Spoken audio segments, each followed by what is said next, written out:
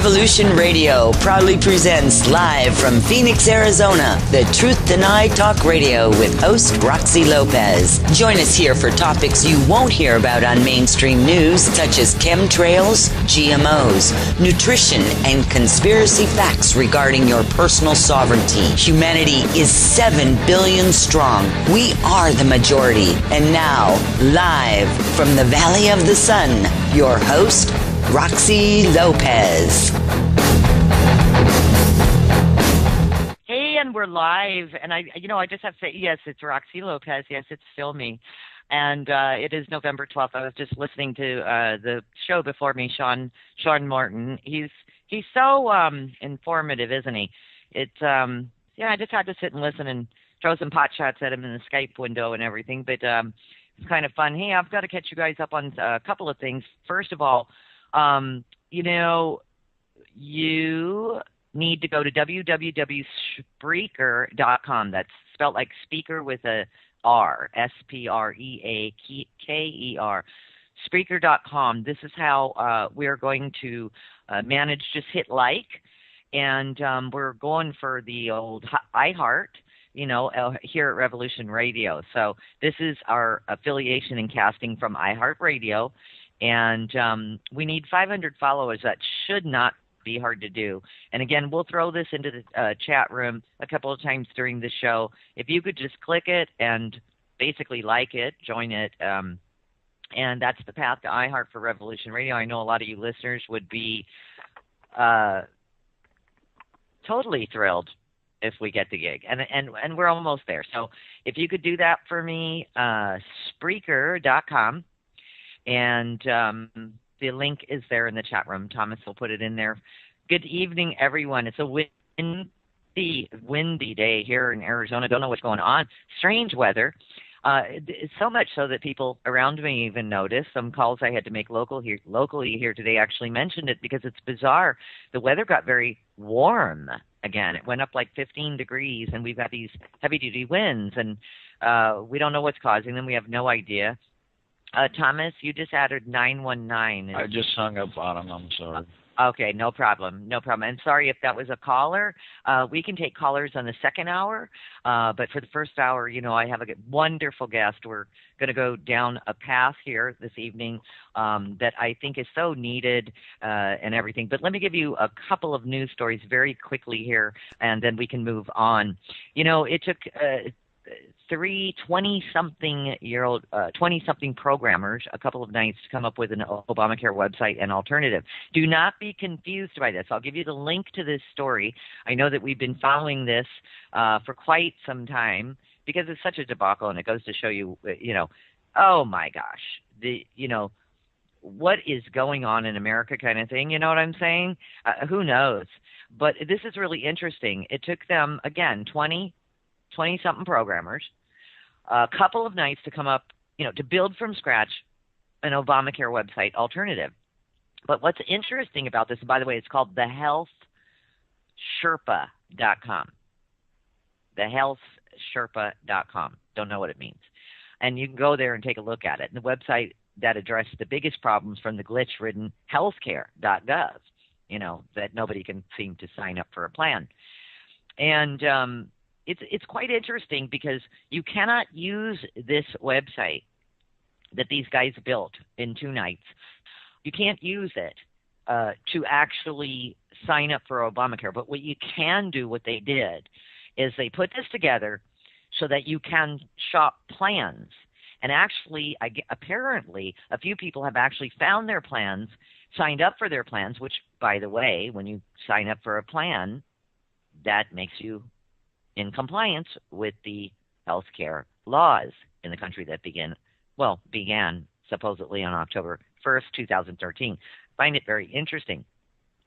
The 3 programmers based their site, which took them a couple of nights to create, off code buried by high-priced contractors on the original Obamacare website. What does that say to you right there? They simply found an easier and a cheaper way to make the experience doable for the average consumer. Quote, "That's a great thing about having such a small team," said one of the leaders of the tech teams. You sit around a table and you say, okay, how does this work? There's no coordination meetings. There's no planning sessions. It's like, well, let's read the document and let's implement this.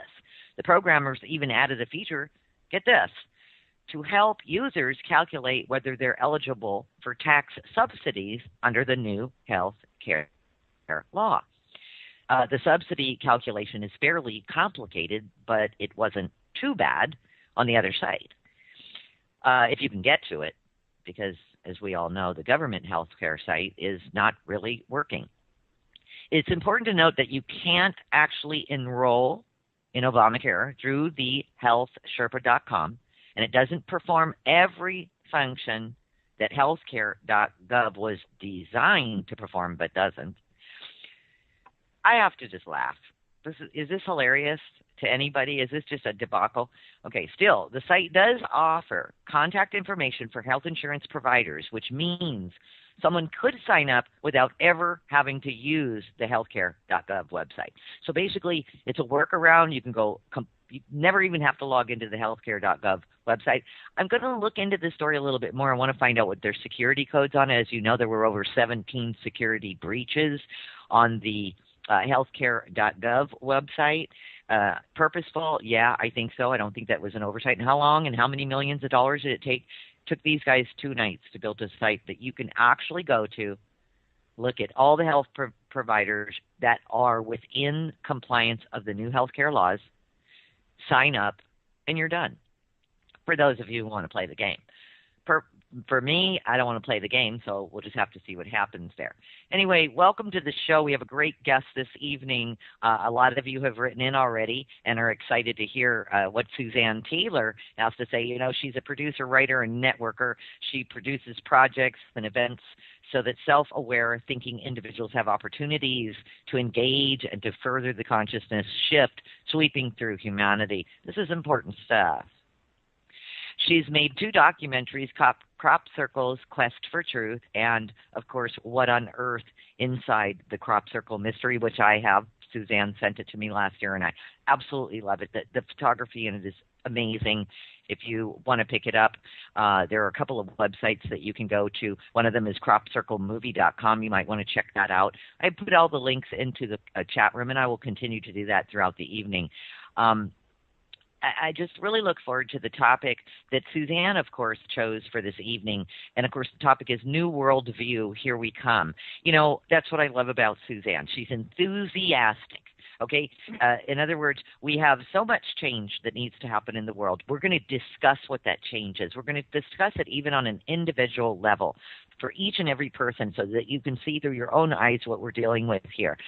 At the same time, it's a lot of work. It seems like a lot of work. We're plowing through the fields with this work, correct? But Suzanne has such a spirited, uplifting way of explaining how to do the hard work. So I really look forward to the interview. Suzanne, welcome to the show, and thanks so much for being here. Okay, let's fix it all, Roxy. Okay. Are we ready? Yes, we are.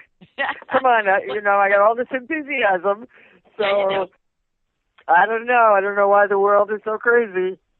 You don't know why they're not listening to us. I mean, obviously. Right. Well, Right. Right. Let me offer something to this real quick before we get on our way. For you and the audience, I had a conversation, a very in-depth conversation with another show host last evening about this very thing. And it seems to be the topic for a lot of us, Suzanne, something that just pops right out like what's going on. And it's interesting because this seems to be a solution for some of us. There are those people who, and listeners, you've heard this before on my show as well, there are those people that you try to tell, just, explain something to, whether it be a UFO phenomenon or whatever, or you both see a streak through the sky together. One person says, I don't know what it was, like not even interested in what it is, when the other person says, man, that was a craft, that was so cool, oh my God. And you find that you can't go any further in that conversation. What is the hang up there? What is it that what you're experiencing, on the one hand, the other person is not even there? What is with the division of the two worlds? There seems to be a clear-cut division of those who completely get it and you can talk about just about anything, and others who you can't talk about anything with. What is that? Why is that occurring? Well, you have, I think, another kind of demarcation that kind of fits right along with that one, which is the kind of denial of not just lack of interest and lack of attention and lack of awareness, but an actual denial of reality. And I'm on this today because I've been very plugged in to a piece that actually ran in the New Republic. Now, isn't that a legitimate publication that you would expect to have sort of objective reports in? I mean, isn't that one of our kind of, objective? It's not it's something that's controlled presumably by some fringe element, is there? Because you would think so from this piece that came out yesterday. I almost can't do anything else. I'm so mesmerized by the conversation. It's an incredible attack on Rupert Sheldrake, and it's an attack by Jerry Coyne, arch skeptic. And there are hundreds of comments now, among them several of mine, calling him a woo-meister. And so you read the comments, and people are saying, well, these things are just made up. There's no proof. Excuse me. You have all kinds of scientific experiments that are done on issues of psi, which is the kind of larger category that they are ridiculing.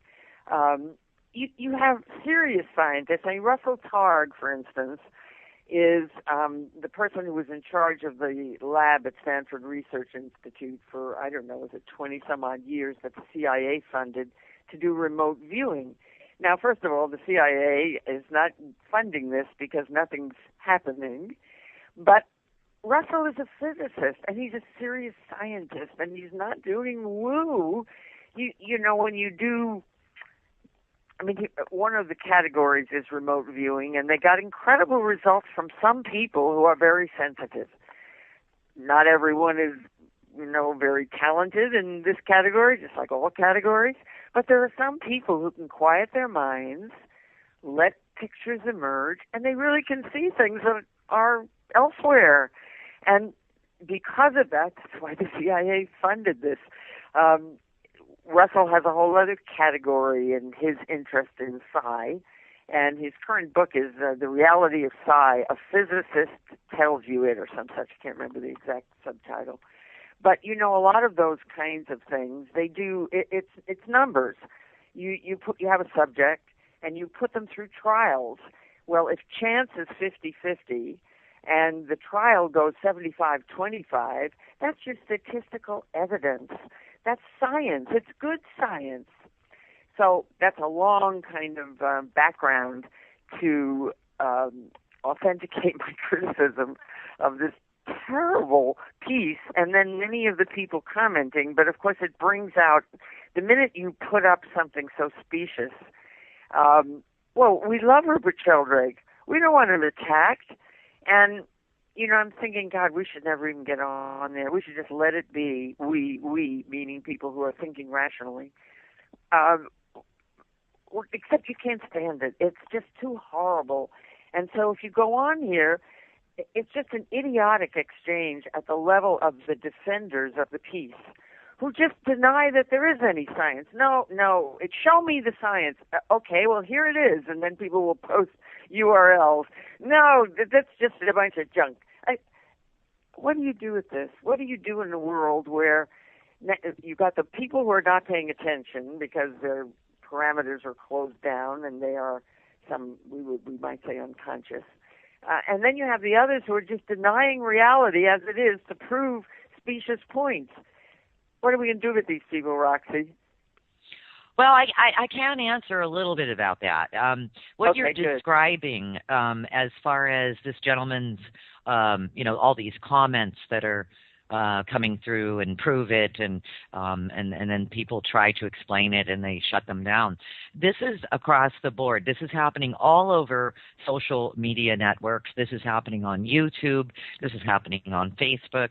it seems that, and we have identified that there are a certain percentage of these types that are paid shills. They are definitely paid to get in there, cause dissension, cause confusion, and really disrupt the chain of, like you said, good information, good science. So once I know this, or once we know this, if we're partaking in some kind of thread as such, and posting, wanting to stick up for the poster of the evidence, etc., what we do, and I've learned this in the last couple of years, we just delete or ignore. Like some forums, you can't just go in there as a subscriber and delete other comments. But if it's your own Facebook, you have control. You can just delete those individuals. And in the beginning, when Facebook first came out, these types, Suzanne, would argue just about anything. You could say the sky is blue today, and they'd say, prove it. And yes, you'd say, well, it's notice blue, there is right? A certain pattern. Yeah, there is a certain pattern online where it's almost like human nature. Somebody says yes, somebody has to say no, Yeah, So, there's that type. And then there's the other, and there's just the troublemaker. But then there's a very specific type, and I called them paid shills, because they are definitely in there to really rock the boat, bring strong opposing evidence in some cases. And again, all that does is confuse, and, I just see it goes nowhere unless who's ever in charge of that forum can really just get rid of those types. So wait a minute. Some of those types are working for those people who have those forums. We discovered that on the TED controversy, that there was. You're right. There were You're trolls who were on that TED thing when all the flames were going. I don't know whether your audience is aware of all the controversy on TED, but I was at the heart of that. Oh gosh. Yes, you're absolutely right. We actually found a little bit of. I don't like to really talk conspiracy as if somehow that covers the need to really talk about things. You just label things conspiracy, and I really don't do that. But I'll tell you that there was evidence that we uncovered about this particularly problematic person who was particularly problematic in my situation with TED, and some clever people saw some posting that he had done that he could not have done if he hadn't had administrative rights, and yet it looked like he was from the outside, just making these nasty comments, really. So I think that's a whole other track. I think that is a track that exists online of trolls. I think, isn't that a sort of generic word for people going around, whoever is funding them or whatever they're doing and making trouble, I think. But whatever it is, there they are. They are there too. They are there. But it occurs to me to say something else about this whole thing that we're talking about. There's the world is a funny place. Maybe things look very dark, but out of the dark comes light. The funny Zen story, the horse runs away, and the horse ran away, but he ran and he chased them and he found a whole herd of horses. Oh, great. He got on the horse and he fell off and he broke his leg. Oh, terrible. You know that story, up and down, Zen story. Typical of whatever it is. I probably don't have it right, but you know what I'm saying. Anyway, so I think that's a phase of reality as well. Here we are talking about reality. And I think, for instance, in this whole TED situation, and I do hope your readers know that Sheldrake and Graham Hancock were sort of banned by TED and created huge controversy. Their talks were withdrawn from the rightful place they should have been, as if they weren't good, and that created this. My understanding is it's the most responded to situation in the science domain, because it was essentially a war on this subtopic of science that TED gets involved in, ever online, the most participated in conversation. So on the surface, what they did to Sheldrake and Hancock, how terrible. Their talks were taken down, and so there's a lot of content in that. the talks were taken down, and they were taken down with such a specious explanation for both of them that both of them made written explicit responses to the charges, and they were so accurate in their defense that Ted actually had to acknowledge that they had spoken too quickly. They just hadn't really had enough time to consider these slams that they were issuing. But at the end of that line, and then all this participation by, more people than ever had participated in a science controversy online. But at the end of it all, I think Sheldrake's talk, because it took a little while after the talks were posted for Ted to rip them down in response to some skeptics having their opinions considered seriously by Ted. But I don't have the numbers right, but let's say Hancock's talk had been seen by 30,000 people by the time that it got removed from the place it was supposed to be, and then it had been seen by 300,000. The controversy drew eyeballs. And so because Hancock and Sheldrake are such really stellar figures at the cutting edge of trying to open our eyes to a bigger reality, they got a lot of attention that they wouldn't have gotten, and people seeing what the raw material was, what the actuality was that was being dealt with, and they liked it as well. They should have. I mean, Hancock's talk was fabulous. It was really a wonderful talk. So in the end, that's the horse. Oh my God, the horse ran away. Well, oh my God, those talks got taken down. Oh, but look, so many more people now know that work. It really turned out very well for them. So maybe we could, both of us, in our anxiety and our frustration and our annoyance at these perpetrations that go on, maybe we could relax a little and say, okay. In the bigger picture, this isn't the end of the line, and maybe controversy just draws people to examine what the aspects of the controversy are, and then if you got the good side, hey, you get a lot more attention. So can we relax in that place? Even though it's what I say, I get so irritated reading these slammy things from people who are irresponsible. Right, but I'm willing. I get your point. And remember, Hollywood. What's the saying in Hollywood? No news.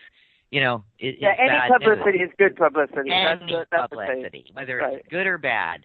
So you have a point there. That's a really good point. Right. And if you can stomach, what you might be up against, it also brings out, I would say, for instance, with Hancock, and by the way, chat room, I just gave you a link so that you can see what we're talking about here with regards to Ted and Hancock and the rest. But, the point you're making is very clear. I also find that when you're challenged, somebody like, let's say, Graham Hancock, when he was challenged, he probably went to another level of brilliance because he has to answer to all this stuff that appears to the average eye as just a bunch of crap.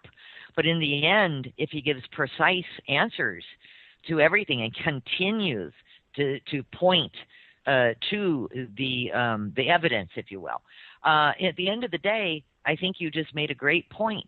At the end of the day, the information got out to a lot of people, and it was the truth. And even though it just didn't feel like fun because you fell off the horse and broke your leg. Well, that's true. I think that's absolutely true. I loved the intelligent responses they made, and indeed, they did have to stretch to be ever more clear and pointed and what have you. That's absolutely true. It was very, very, at that level, satisfying, although even though you went back, every time you went back into the ongoing back and forth, that still people, continued to come up with these frustrating attacks and defenses and whatever. It still is annoying.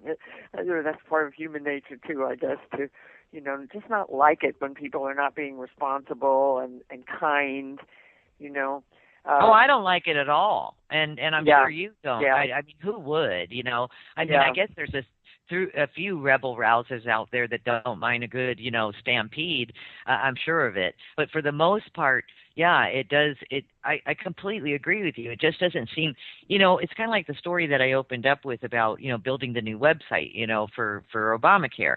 20 guys said, like they said, there were no middlemen, there were nobody to answer. They sat at the table, they said, let's do this, let's do this, let's do, and just got the job done collectively, brilliantly. Right.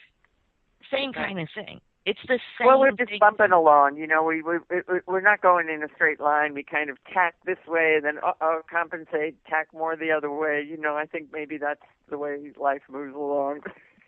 Well, it kind of is. The proverbial SIHT happens. Welcome back. Again, I really want to indulge the audience. There's so many of you, and please go to that Spreaker.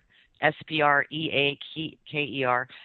It's hard to say, Spreaker. It's such a weird word. But anyway, please go there and, click like, go, become a member, whatever. It's free. Everything's free. This is only going to enable us to get to iHeart, okay? I know all of you want us to go iHeart. I even like the name iHeart. It's kind of cool. But we're back with Suzanne Taylor, continuing the conversation. So you were going to mention something you said, Suzanne, right before the break. Hegel? Yes, I'm just realizing the name of your show is The Truth Denied. I wasn't really thinking about that when we started this and didn't quite know how what we were going to say. But we're talking about it's perfect for your show. This could be your signature broadcast, The Truth Denied, or maybe everybody talks about that. Oh, I guess they do. Anyway, back to Hegel. All right. So there's certain patterns that live in your head. You just know them, and you notice that life conforms to them. So here we are at Hegel. And the Hegelian dialectic, which is the way the universe works, is you have your thesis, which is your worldview, your paradigm, the way it is, what everybody thinks it is.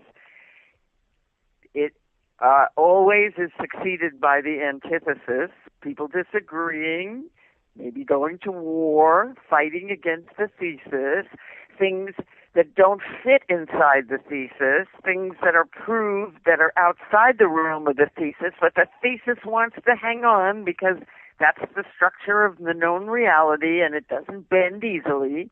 But eventually the antithesis gets so strong, too many contradictions, the thesis cannot hold. Thesis, antithesis, synthesis.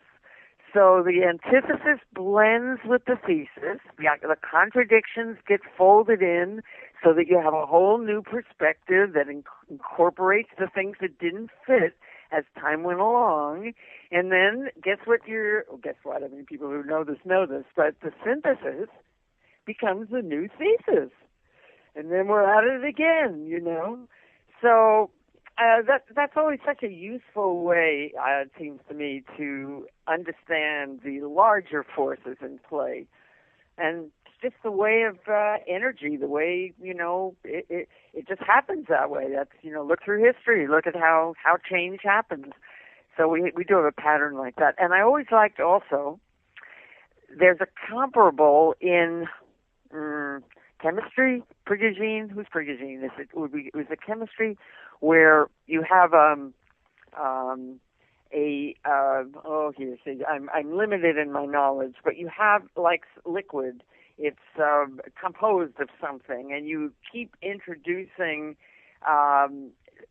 elements that are foreign to that, and the pattern holds and holds and holds until it switches. It's too much. It can't hold anymore.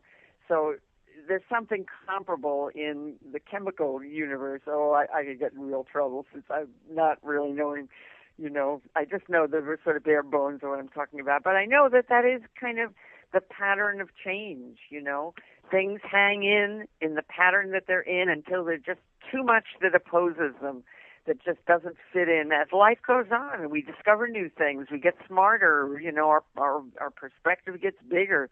And so, at some level, these are very, you might say, natural processes. That doesn't make it any easier when you're in the middle of one of the kinds of revolutions.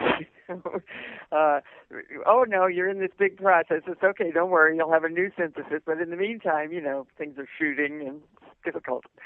So, Correct, correct. And it takes a lot of energy. And I think I like what you were describing, like mutation and metamorphosizing and all the rest. Everything, once you start, even they say that even an object will change when someone views it.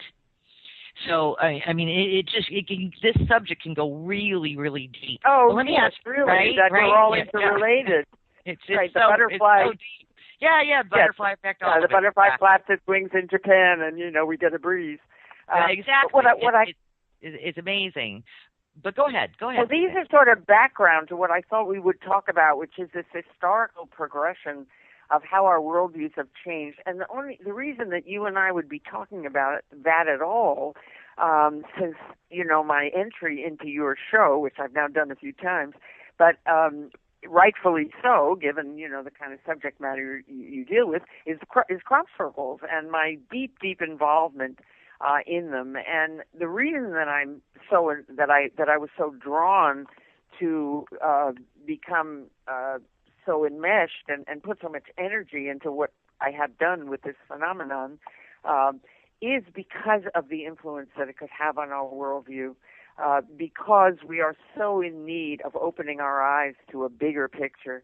And the crop circles, sort of starting at the end where we are now, they could create the next big shift of awareness where it changes our juxtaposition to the universe. Right now, we're the only intelligence in the universe that's improved, that we know is so. We got lots of science fiction and lots of belief and lots of logic to think that the universe is teeming with intelligence, but so far we haven't pinned it down. We haven't found it. We don't know that that's true. And so for the time being, we're the big cheese. We're it. But were it actually proved that it's not just us, that would be the next big revolution in worldview where we could expect that it would be, some people say, oh, who cares? We've got problems on Earth here. Who cares what's happening with UFOs or crop circles? It doesn't matter. We got our own stuff to handle.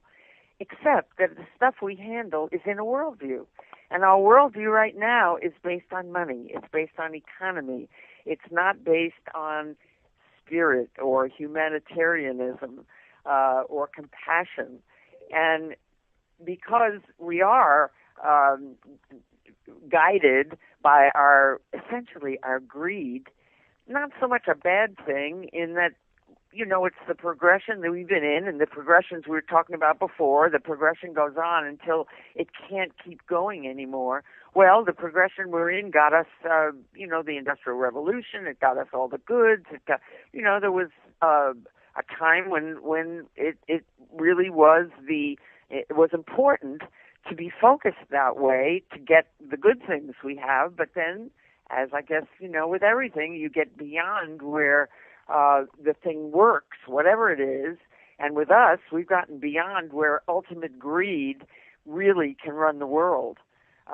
It's too dangerous. The rich get richer, the poor get poorer. That's a perfect breeding ground for the antithesis of a revolution, actually. That historically, that doesn't work. You can't hold to the old pattern when the split gets too big and when, you have a world of have-nots and, we're losing our middle class. No secret that is what's happening. And so, given that we are where we are in need of a rethink at a fundamental level, the crop circle seemed to me to be an arena that could catch the attention of everyone on Earth, whatever we do that educates us and makes us aware and gives us growth experiences, that's one at a time.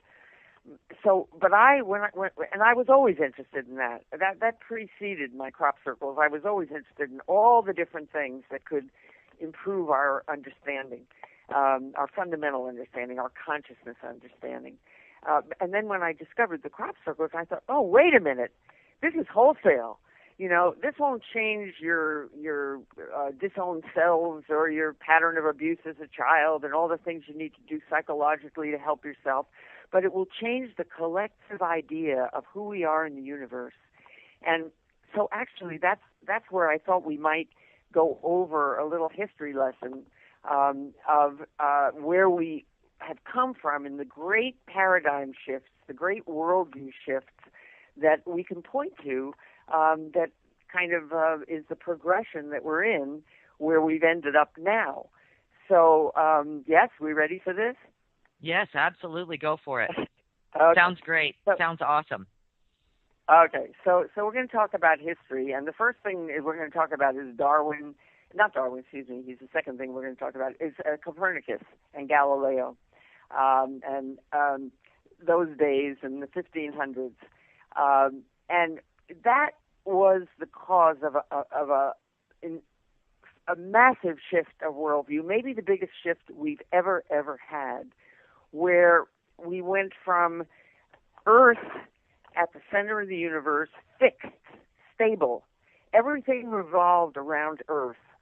We were it, and our cosmology had an explanation in religious terms, which is kind of how our worldview is organized, which is heaven was above, hell was in the middle of the earth, and humanity was in between.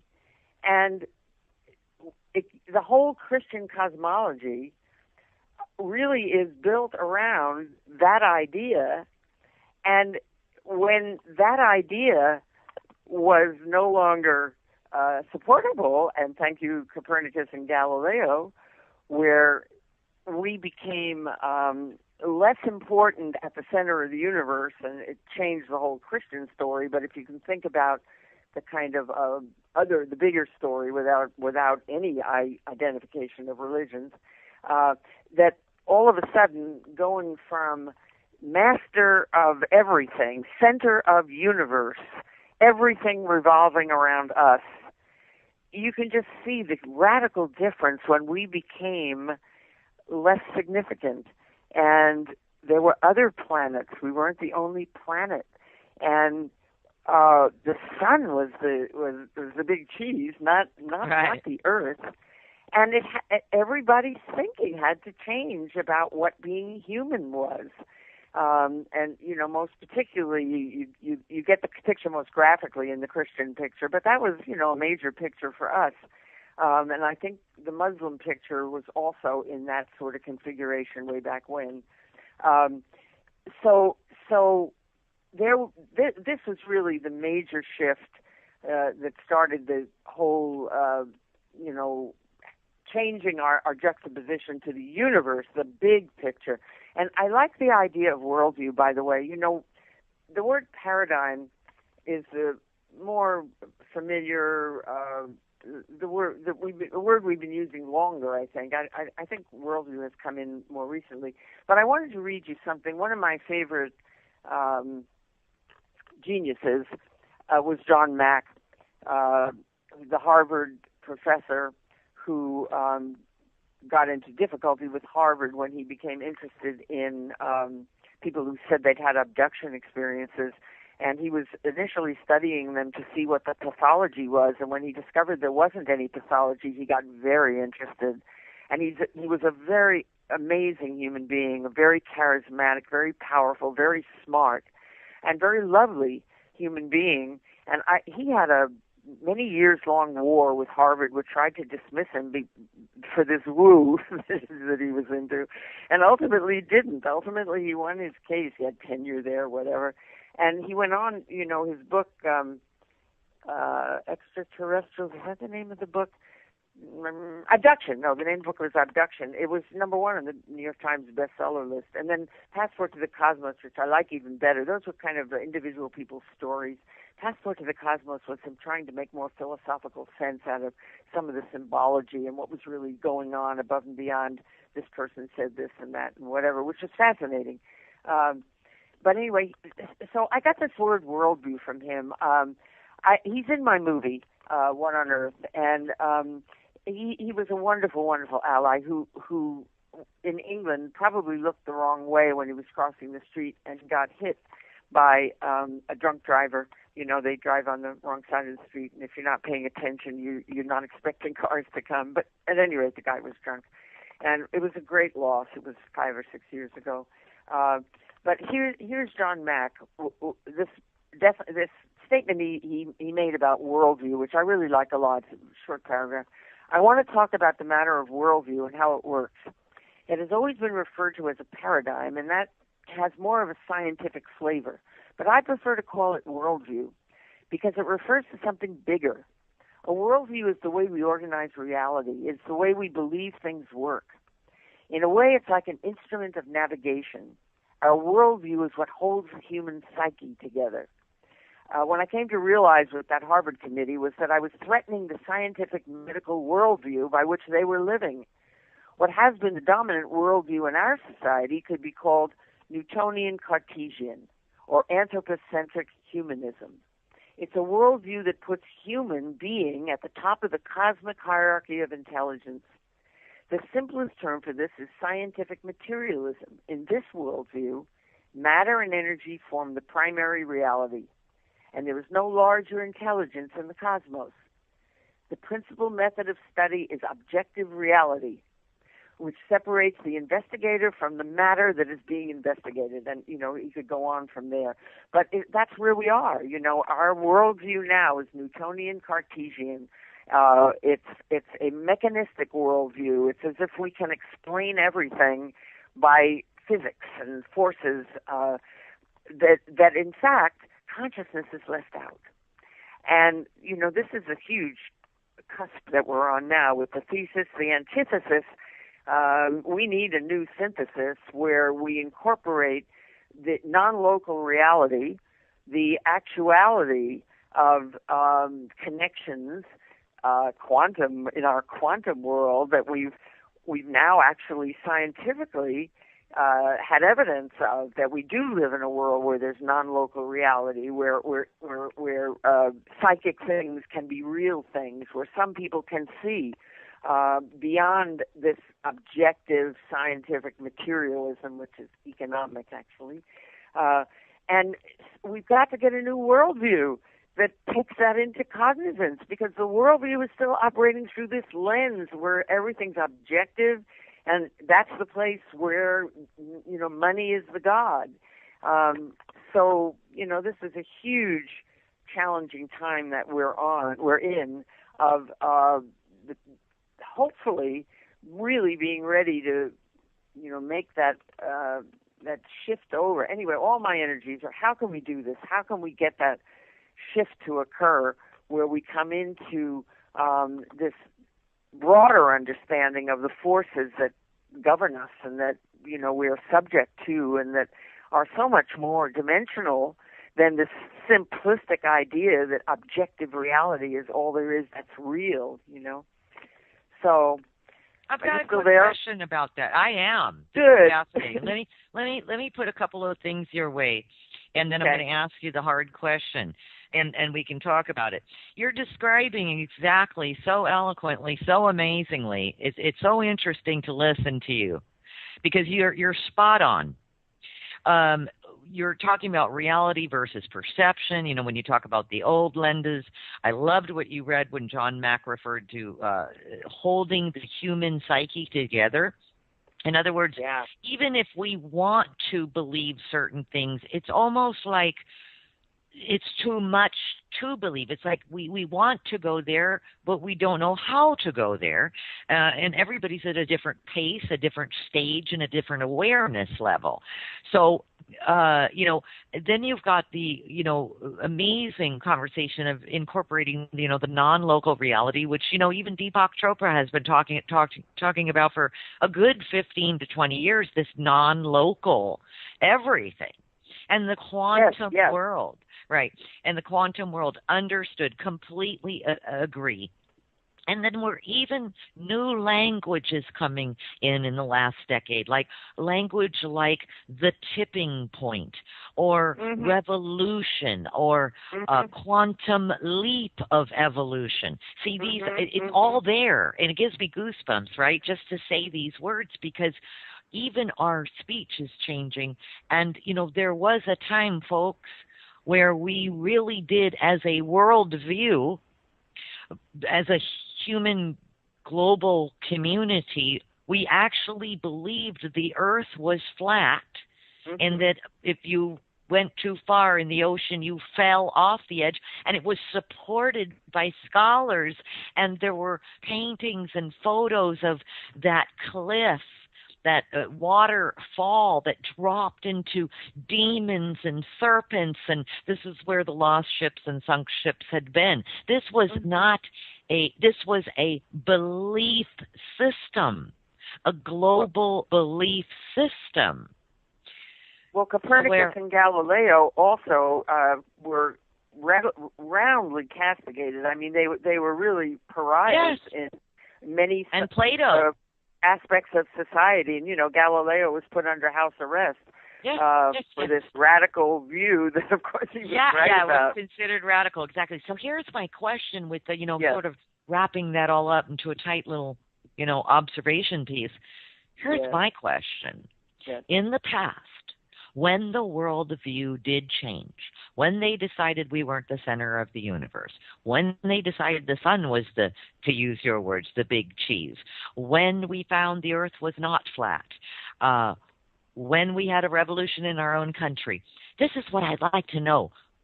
What was the tipping point in history in all of these cases? And how long did it take to approach and assimilate, if you will, the new information to where it became acceptable, palatable, and now the new reality? We have to ask this question. But you should ask. There were indeed, for instance, Copernicus and Galileo were one tipping point. You can point to them. It's their understanding and new perspective that, became the kernel of the new worldview, and it took. I don't know historically how long it took. I know that it was hard fought and resisted. Hard resisted, I should say, for whatever. It wasn't overnight. It wasn't. Well, also in those days, what was communication? I mean, I don't know. Not like it is remotely like it is now, because whatever it was in those days when something radically new was proved. Well, wouldn't it just be around the world in a half a minute now?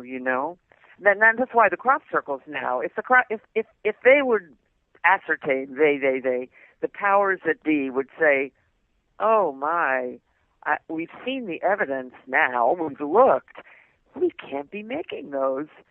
Something else is making them." In that half a minute, the whole world would have that information, and so you can't even hardly evaluate time frames.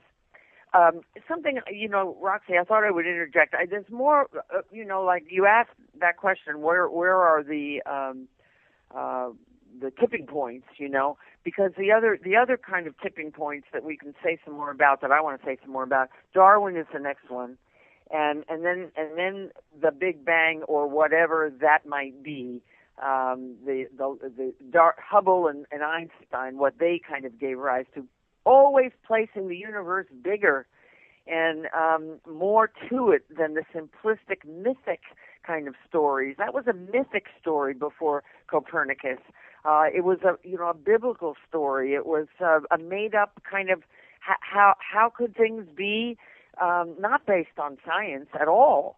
And we more and more, science has actually been our doorway to learning the bigger pictures, always the bigger pictures of how everything is and how everything. I mean, we were the only galaxy until Hubble, and I believe the only galaxy or whatever. It was a very limited view of the universe before Hubble and Einstein, and oh my God, it's infinite now, so to speak. But I wanted to interject something here that I find, I pulled it a while ago, and I've hauled it out and put it into talks I've done, which I found rather astonishing, and I guess promising, you might say.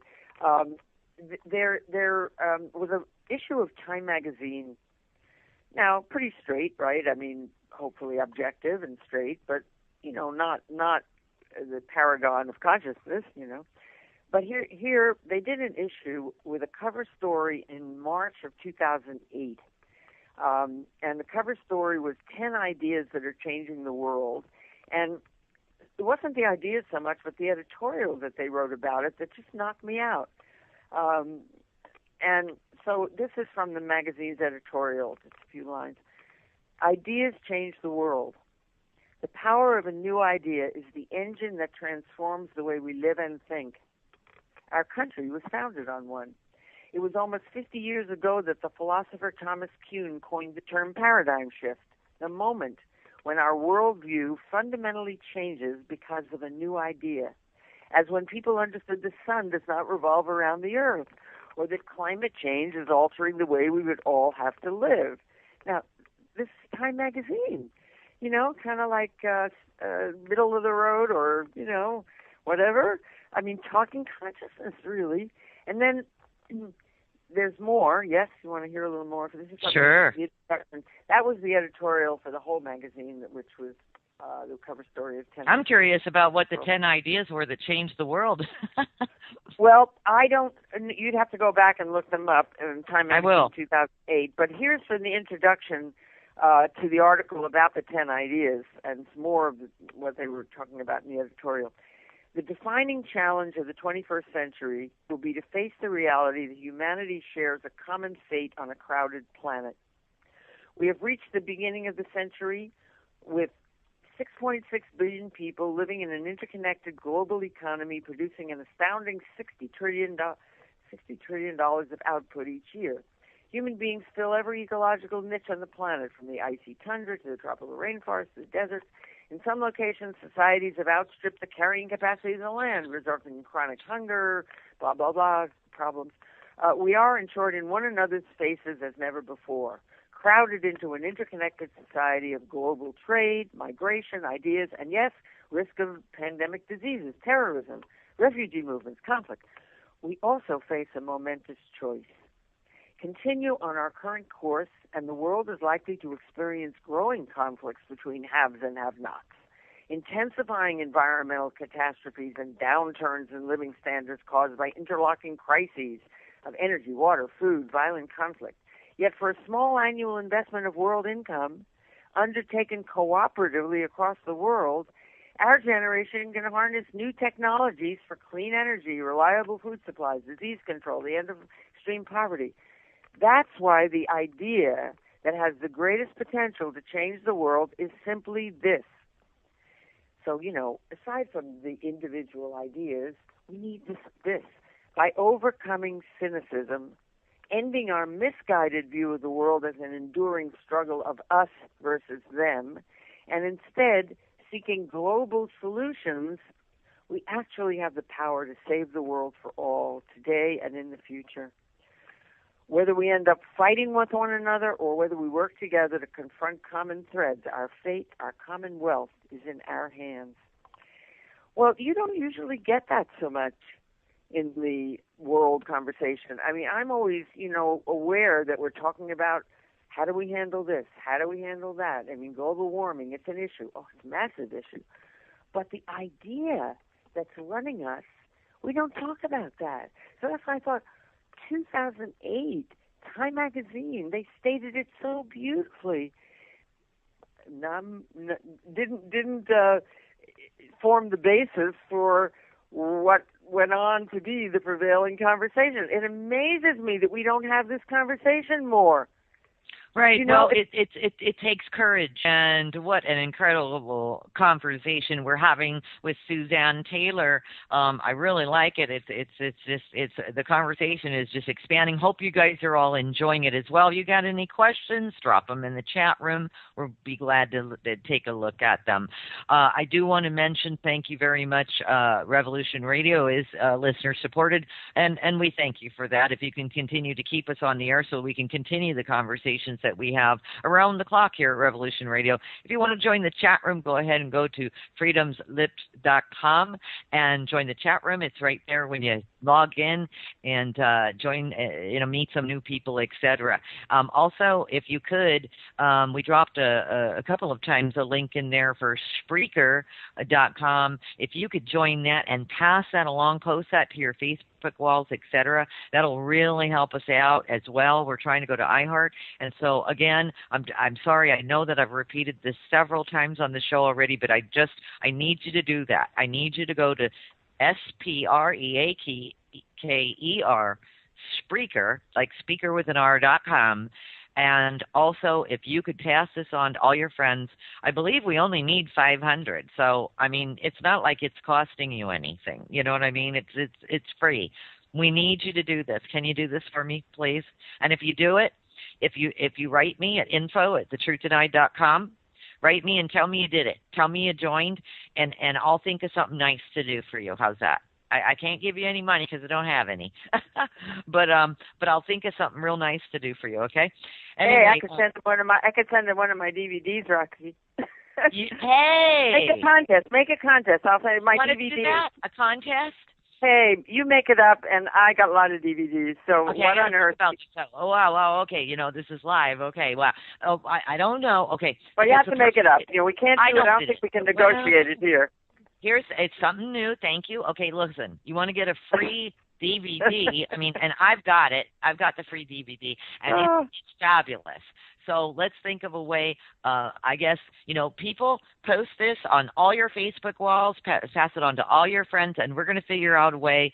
Whoever writes me and tells me the most people maybe signed up, that kind of thing. And listen, we're all about the truth here, so you can't lie to me. Don't lie to me and tell me that you got 50 people to sign up, and you really didn't. And then we'll get you a free documentary from Suzanne Taylor about crop circles. We will. Right, we will. I promise. Right. And it's honesty speaks. Somebody who really goes to bat for you, who really puts out energy and really gets that circulated. We will believe them if they say that. Okay. And you will tell me, and I will send them a DVD. Okay, and they should go to cropcirclemovie.com and look at the trailer to see this wonderful and see movie. What you're going to be getting. And it is. It's a fabulous movie, and it's a keeper. It's something you can watch again and again and again as well. And show your friends. And show your friends. So people... and have them go, I didn't know they were still having crop circles. I thought they were all fake. As a matter of fact, Truth Denied Talk Radio is going to get more people to sign up. We are going to bust this thing. You guys, everyone, listeners, sweethearts, love of my lives, everyone out there, www.Spreaker, SPREAKER.com. My guest, Suzanne's going to give you a free movie, a free film, a free DVD. It's beautiful. Yes, an hour of bonus material on top of it. With hour of bonus. Award-winning documentary. Okay.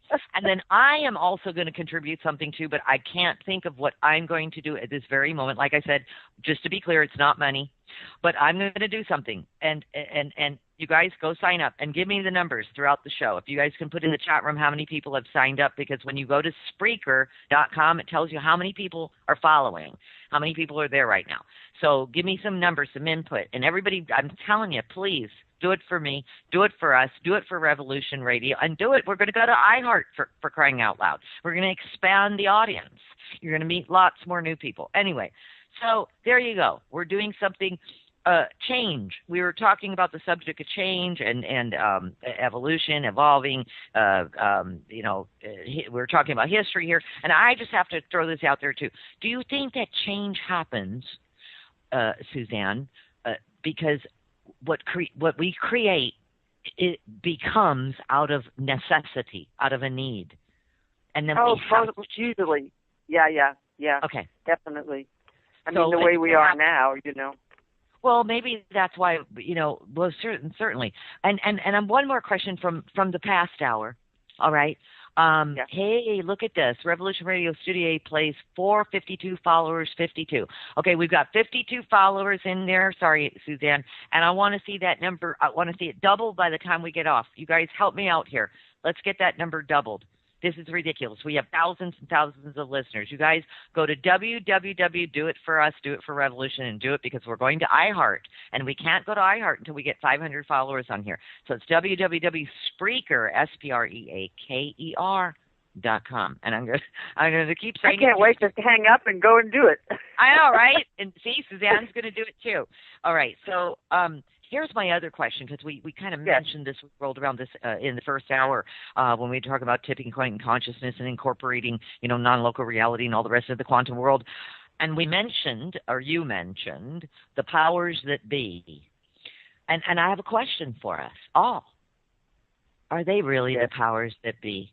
Are they really the powers that be, or did we make them the powers that be through our own belief system? Well, I was talking about the ones who have authority. I mean, I guess you could say we created them, but we got officials, and if the officials tell us something, we listen.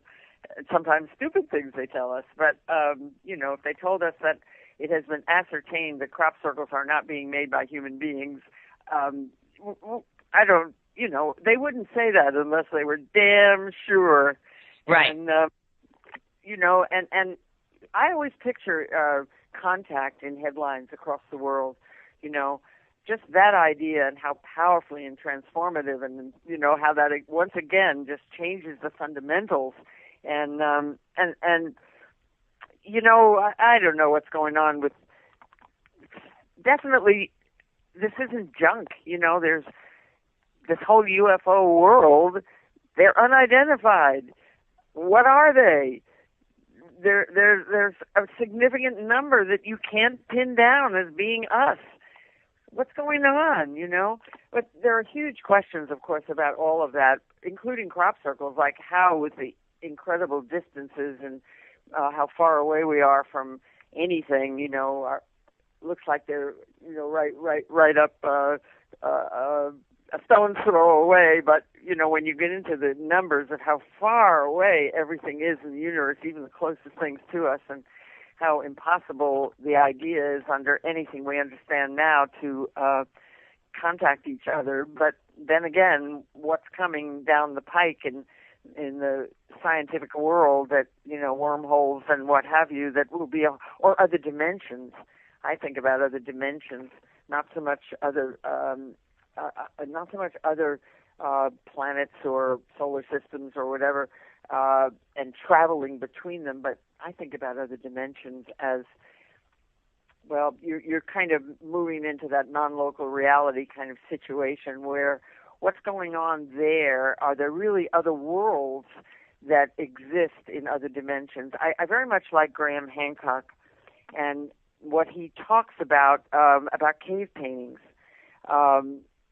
So Graham Hancock points to the art in cave paintings, which were done by shamans, who have not your guys in a diner, so to speak, but the shamans of the cultures who were in touch with the other realms, and the figures in cave paintings. He talks about the similarity to what is contacted by people who are taking the LSD of our day, which is ayahuasca. And that on ayahuasca trips, you go wherever you go in this shamanic situation, and you engage with these same symbols, same figurative symbols that appear on these cave paintings. It's almost like there's another place. And the shamans 30,000 years ago went there, and you take a ayahuasca trip and you go there because there's a there. So that's a very interesting concept also. And that really has my attention as to what these influences might be on our world. It's still a big who knows, but and that distance thing is really very troubling, actually, when you think of every time I read those figures, I should have them in front of me, of how far it is to everything, how many light years, how long it would take to get across the solar system, let alone the galaxy, let alone the universe. I mean, it's incomprehensible. So where are these ships coming from? But it is a big mystery, and it is a big mystery. I actually have something to read you wonderful about mystery, but I thought I actually wanted to read you a little thing. I got out a few of my favorite things for the show. And, Edgar Mitchell, our sixth man to walk on the moon, the astronaut, who came back, and he had such a profound experience that his life was no longer the same, and he founded IONS, the Institute of Noetic Science, to study things that are beyond ordinary science, and one of our most prestigious organizations who are making such studies. But he has a way of phrasing things really very beautifully about the worldview we're in, what our issues, our problems are. And so I just thought I'd read you just a little paragraph of Edgar.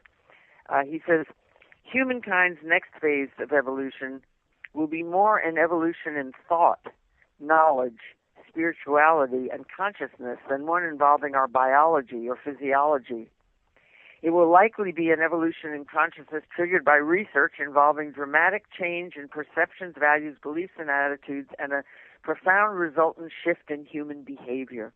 As a consequence of this shift, the every man for himself paradigm, fueled by greed, will be supplanted by the all for one and one for all paradigm, fueled by a new spirit of altruism and unity. Predicated on credible science, peoples of the world must come to understand that we really are only as strong as our weakest link, that what we do to others, we do to ourselves, and that we are indeed our brother's keeper, quite literally. When this comes about, it will be the dawn of a new day, and solutions to every other major threat, problem, or challenge we face will quickly find their remedy, but certainly not before. To be sure, we must act quickly to embark on our journey deeper into the quantum realm, for time is not on our side. Edgar's got a wonderful, beautiful, beautiful grasp of all of this, and so he has, you know, some of my favorite writing. I post people like this a lot. People should get on my mailing list. You know, you want more tidbits like this. If you go to cropcirclemovie.com, where you see the trailer of my film, you can also get on my mailing list, and I highly recommend it. Everybody on my mailing list likes being there. You know, I send out, you know, unusual things that are all about opening our eyes and wising us up, and, you know, changing to a life-sustaining perspective that we so badly need. I'm about, actually, you know, I got so identified with the crop circles having made these movies that prior to my involvement with that, as I mentioned earlier in the show, I was producing many different kinds of events and projects and programs that had to do with changing consciousness or self-development or all the things that, you know, were waking us up individually. And I'm needing to get back to this broader purview. People think, oh, she's the crop circle girl. No, I'm the consciousness girl. So in the works is something called Doorway Cafe, Doorways to Another Reality, and it will have a broader platform than the circles, and everybody on my mailing list will hear about it. So get on cropcirclemovie.com to get on that mailing list. So you want to move along for where the next big paradigm shift was after Copernicus and Galileo? Yes, it's your genius. I'd love to hear that. What's up next? Okay. So the next one was Darwin, and yes. So Darwin took us out of the idea that creation happened in 4000 BC. That whole Christian narrative of the way the world was created. We've been evolving for the universe has been evolving for billions of years. And so, again, we are no longer these kind of anthropomorphic creatures who are the focus of the creation, the central entity, just like the earth was the central entity. Now people are the central entity. No, we just kind of, we came from otherness and we evolved into this, and we're still learning, and we're not fixed. You know, we can't tell our story as if everything is the way it is, and the dogma of the fall of man from an original perfection and a literal Garden of Eden and the origin of death and the sin of Adam, and that whole narrative of the fall and the redemption, nope, sorry, Darwin knocked that one out. And so that was the next way we had to revamp our whole larger perspective about what are we doing here? How do we get here? Who are we in relation to everything else? So every time we get a major shift like that, things change. The way we treat each other changes. You know, these meta concepts change the little small rules that we have or perspectives that we have about how to run ourselves and how to control ourselves. Here's a little quote from one of my most favorite authors. Actually, my favorite author is Brian Swimme. His book, The Universe is a Green Dragon. He's a physicist, and the book is subtitled A Cosmic Creation Story. If you can believe it, I have bought over 1,000 copies of this book. I belong to little organizations, wherever I, have a conference, I buy them for everybody. Well, not the world, but anyway, I've bought over 1,000. Who's bought over 1,000 books of anything? I love that book so much. So here's a little Brian Swimme, and then I'll tell you about one of my favorite passages in the book, or chapters in the book.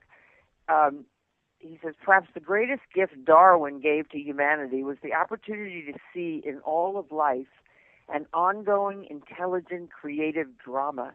Rather than thinking of a form of life as having been put on Earth in a fixed form at a beginning of time, we now see each form of life arising out of the great adventure. And the chapter that I like so much in Universe of Green Dragon is a conversation between a student and a sage, and the question in this chapter that I like so much is what's this thing about a human being created? What's happening is that the universe just keeps giving rise to more of itself. It's a sort of evolution. It's Darwin at a universe level. It evolves, and and the universe. You think of the universe as alive. Oh, I know what I want to say. I was thinking, what didn't I say? The conversation that is being had between the sage and the student is so full of metaphors and not this, that, and the other, but this is like that, and picture this, and get the notion of this, and I can't even do it right. But his imagination to bring this science information, you might say, to life, so that you feel it viscerally, is just astonishing.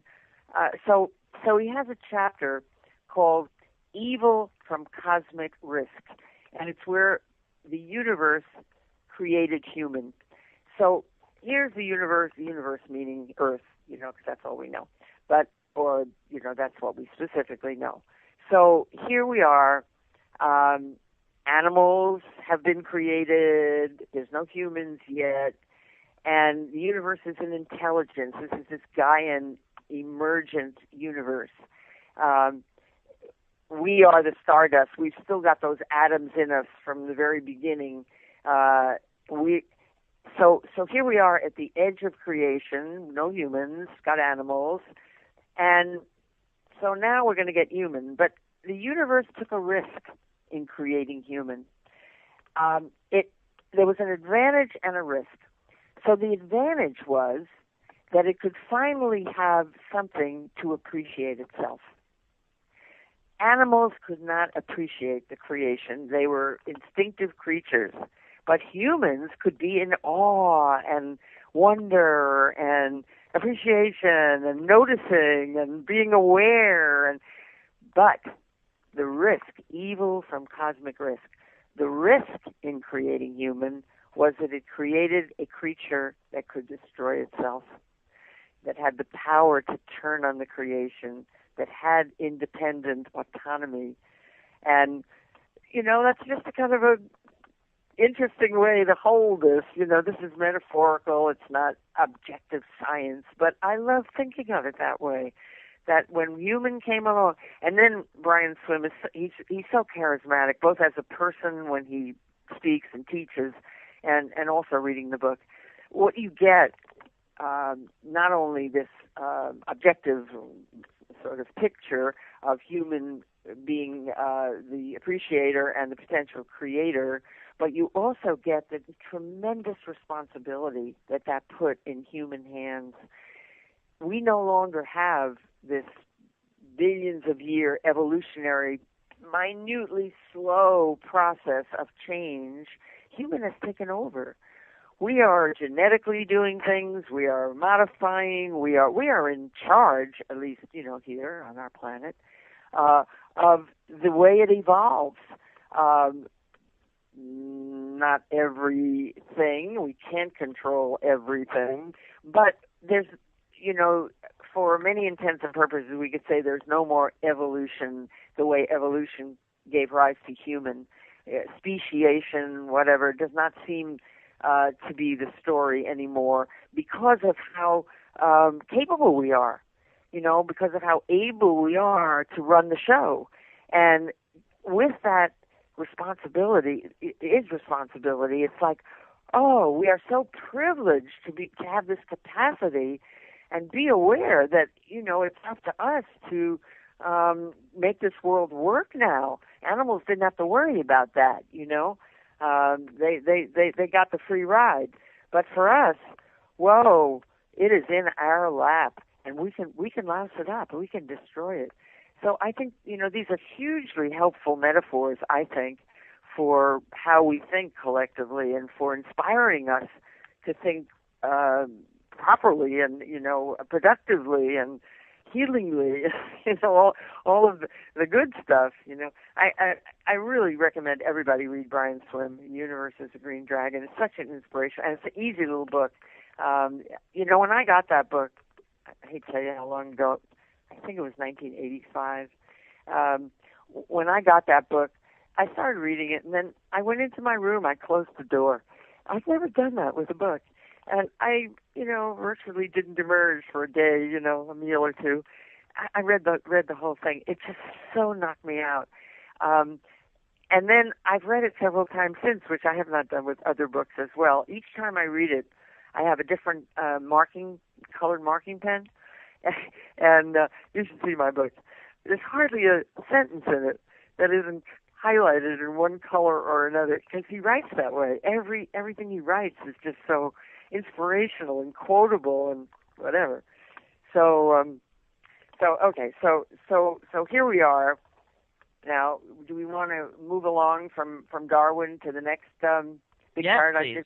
Got any queries in there or observations in there? No, I think that it's quite obvious. I mean, yes, indeed, I have observations. I think it's where really almost where a lot of conversations are going today in today's world, which is we have the ability to, humans, we have the ability to destroy the world. And we have nuclear power, nuclear missiles, right? And so it has become, I think, at this point, from what I can see, it has become very us against them. We don't want war anymore, as we saw in our own country with, our own president, our really exciting, fun guest, Suzanne Taylor. So, what comes after Darwin? Right. Okay. So the next biggie. Now, we're not totally in accord on this as the definitive story when we talk about the Big Bang. We have arguments about that, and who knows? I mean, there's a steady state argument that the universe always been there, although then you wonder, well, wait a minute, how did it begin? And then you have a plasma kind of argument about some evolving situation that didn't start ever, and all of it is beyond our comprehension, but for sure, whatever that is, as the explanation, we could subsume that into this great paradigm shift when we went from our Milky Way galaxy, which was thought to comprise the entire steady-state universe, but thanks to Einstein and Hubble in the last century, we know that the Milky Way is just one of billions of other galaxies, and they've all got billions of stars. And, the picture got much, much bigger. So we're no longer Earth as this enormous entity at the center of the universe. We've now receded into being almost infinitely small speck of stardust, one tiny little solar system within the Milky Way galaxy, many billions of other galaxies. and it's not a simplistic steady state universe. It's expanding. You know, we're in a huge galactic picture now, or universe picture that we were not in before, which is that next change. And I thought I'd read you. So we went from a secular universe where before Copernicus and Galileo, we had this myth about heaven and earth and hell, and then we moved into the laws of physics controlling us, and Darwin and a biological revolution actually, and then we went into deep space cosmology with this Big Bang or whatever it is that planted us in beyond comprehension universe of infinite size conceivably, and so I'm going to read you just this little cogent thing on. This is somebody who writes cogently, and he has a Christian perspective, an enlightened Christian perspective. And I thought it was quite good, so I'm going to read you how this all ties together in his report about the transitions we've made and the worldview shifts we've made. So he says, gone forever is this puny three-tiered universe of heaven above, hell below, and humans in the middle, and wondering which way they will go. Gone forever is the power of the old myths peddled by the church and derived from a primitive worldview. Hope we're not in too much trouble with Christians out there. Copernicus and Galileo banished the mythical heavens of God and demons and gave us secular heavens governed by the laws of physics. We now know there are no laws operating out there, up there, that are not operating down here, and there is no God up there that is not down here. Gone forever are the ideas of a literal fall of man, original sin, and mankind being the originators of death. The biological revolution sweeps away the mythic nonsense of pre-Enlightenment humans. Called into question are such doctrines as a bodily resurrection and ascension to heaven, eschatology, and ideas of a second advent. This is a time to let the fresh breeze of reality sweep away the mythic cobwebs from the modern mind. So, as I say, I hope that doesn't offend any people who are very attached to the whole Christian story, but you have to, see it in a different light now. Even, the church has had to adjust since they were hugely resistant to Galileo and Copernicus, and Darwin, too, I think, gave them some trouble. But somehow the myths have retained. Again, it's that difficulty of shifting the worldview, even when facts contradict it. There's something comfortable. There's something, the gears are meshed in a certain way. That thesis is strong, and the antithesis has to get very strong to overcome it. And one of the things I think about our modern world, and that seems emblematic of this positionality we're in that needs to change, I think about the fact that alcohol is legal and psychedelics aren't. Alcohol keeps the status quo, it keeps us where we are, keeps us in that, dualistic world. And psychedelics, just shoot comets us out of there into much, perspectives on a much larger picture that has to include things like consciousness. I know what you're saying.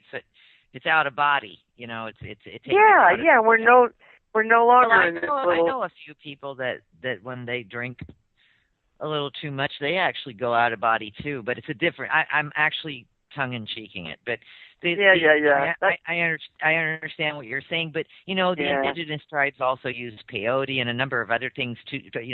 For sweat lodges. Forever. Right. Shamans have been substance all over the world forever. The Eleusinian so mysteries you can lose and that boundary. That's way back when. True. We have evidence that that a lot of our smarts came from psychedelics. and we actually.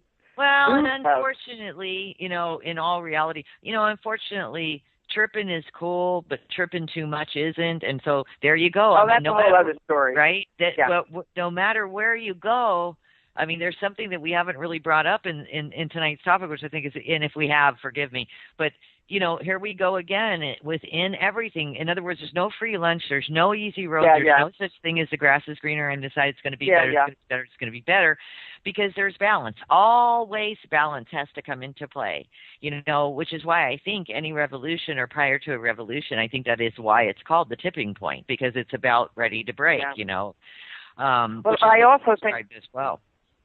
I think what happened was, because you often wonder, well, we got our minds blown in the 60s.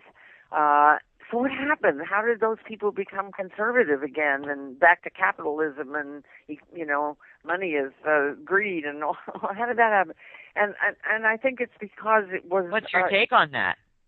Well, I think it's because the psyche wasn't prepared. It wasn't ready. It was radical. It got shut out into something, but it had no substance. People hadn't, worked on themselves or whatever. I think it was beyond the capacity to really integrate. I think that's what happened. I mean, and the movement was being led by a lot of tripping people, like Hendrix and Joplin and all the bands and Woodstock. It was being led by a bunch of people who, like you said, they tripped and they went out there, on psychedelics right? And abused, but you're right. Yeah. There was right. And I also think they were, like the Doors and Jim Morrison, all the rest. I mean, the list goes on and on. John Lennon. I think they were, oh my gosh, you want to talk about a time and a place and a decade where they came and they conquered the world, all these people, and then they left. I mean, they all died young, and anyone can say for whatever reason. It was too much too fast. It wasn't, it didn't really have but those solid individuals roots that led the way, I'm saying, those individuals, Right. I mean, I'm saying like they were special. You know what I mean? They came, I think they put that place in time for us to reflect on and say, we can do it. Because from the 60s till now, we've been through a lot. Absolutely. That planted a new seed. Just like that, we started with the horse that runs away and, but then you get a fleet of horses or whatever. And, right. And it's like, oh, great. And then you fall off the horse and break your leg. Oh, no. And then, somebody comes and rescues you. The up and the down, the little wiggle through history. Absolutely. Right. Which is I have one more thing to read to you that I really like a lot. It's actually Brian Swim, back to my favorite author here. And, for all that we understand and learn and improve, and there's also a category that, as someone who's been so involved with the crop circles and has to defend them all the time or argue with people who are telling me one thing or another that negates them, and there's things we absolutely don't know, like let's just presume that we're not making them, which evidence really points to. So who's making them? And that's what people say. Well, where are they coming from? Don't tell us if that's the way it is. Where are they coming? I don't know. As someone in my movie says, who's making them? And she says, the only thing we can say is, not us. So I have a lovely little bit of writing from Brian Swim about the virtue of mystery, and I just like this so much. So I'm going to read it to you. Thank you. Yeah. Albert Einstein once remarked that for the human race, there's no more powerful feeling than that of the mysterious. In fact, he was convinced this feeling for the mysterious was the cradle for all works of science, art, and religion. In light of Einstein's conviction, one might ask, what is the opposite of a feeling for the mysterious? The opposite would be the sense that one understands it all. The opposite would be the feeling that one is in possession of a system that explains all the phenomena in the universe. For such a person, the universe loses its appeal, for it becomes something we don't really need to pay attention to. The universe becomes an exemplification of a theory that one has already understood. No real surprises are possible, only the working out of a logical system through time. When a feeling for the mysterious is lost, one becomes vulnerable to the various fundamentalisms plaguing our planet, each with its passionate certainty that it has all the answers, while every other system is just superstition. In moments of stress and breakdown, there's a powerful drive in us to acquire answers and explanations. Certainly in our own time, when we are dismantling ecosystems around the planet and deconstructing the stable climate upon which our civilization is based, we feel a deep need to know what is real and what is good and how to proceed. This need can become so great, we are liable to latch on to one of those simplistic pseudo-explanations just to quell the feelings of fear and doom surfacing in us. Well, he goes on to talk about my movie, actually. He says, what on earth does not provide any such simplistic explanations? The restraint is one of its greatest achievements. By insisting that the crop circles are beyond any easy explanation, what on earth enables us to make peace with living in the ambiguity of not knowing? This ability to live with ambiguity is related to a sense for the mysterious, and together these two may be the most important factors for deep creativity to take place. At the very least, we need to realize that an embrace of ambiguity is a form of humility when confronted by the magnificent complexity of nature. So I love his writing about that. And, you know, because again, people say, oh, who cares about crop circles, or they're all made by people, or blah, blah, blah, all this so-called knowledge that people have, which isn't knowledge, it's just opinion, or, you know, or silliness, or whatever it is. And I just like to say to people, look, keep your mind open. An open mind is something that new ideas can get into. This is one of the magnificent characteristics and virtues of being human. We can get new ideas. We can learn things. We can see beyond where we saw before. But if you're so arrogant to insist that, no, it can't be that, it can't possibly be, first of all, you're denying the evidence. You know, you're not looking at the evidence. You're looking at some kind of logic that says, no, that can't be. Well, the world is much more mysterious than we'll ever figure out. And, you know, keeping your mind open to that is definitely the position that is the most propitious to be in. You know, regardless of the details of the argument of why it's so hard to believe. And no, just keep your mind open. And, you know, that's not said based on nothing. I mean, there's peer-reviewed papers that have been written from very serious scientific studies where the materials from the crop circles have been taken into a laboratory and the plants have been analyzed and the soil inside the circles have been analyzed, and papers have been written that appear in peer-reviewed journals, which is where presumably we get the truth, except sometimes we ignore that.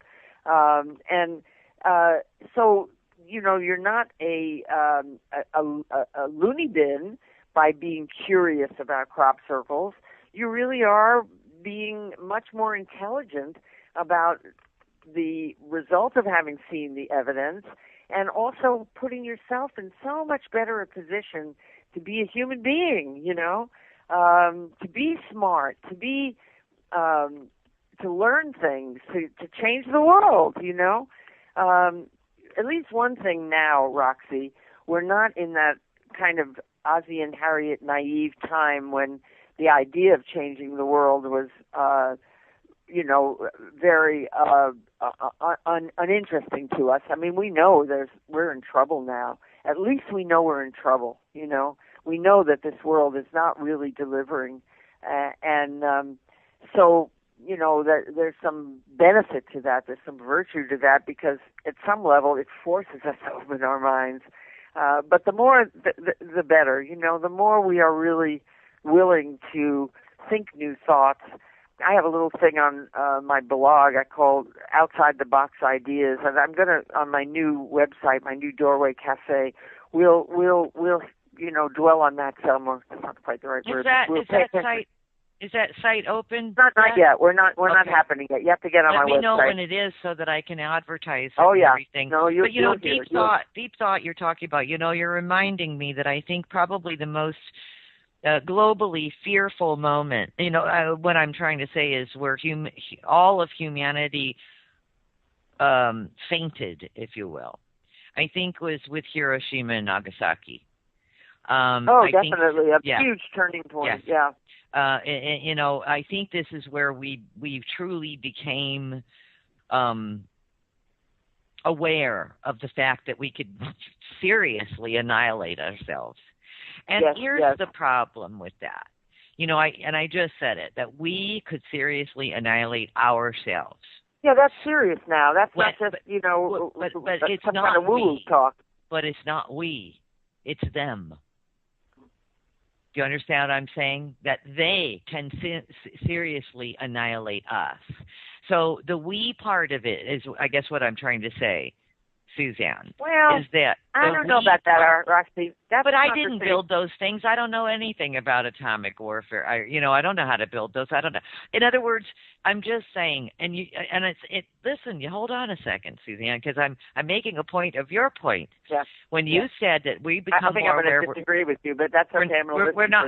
Well, go for it. The Ozzy and Harriet, you mentioned that, and that at least we're aware and awake and so forth. Now, even though we weren't in there building those nuclear missiles, nuclear bombs, atomic bombs, all the rest of it, what you're absolutely spot on about.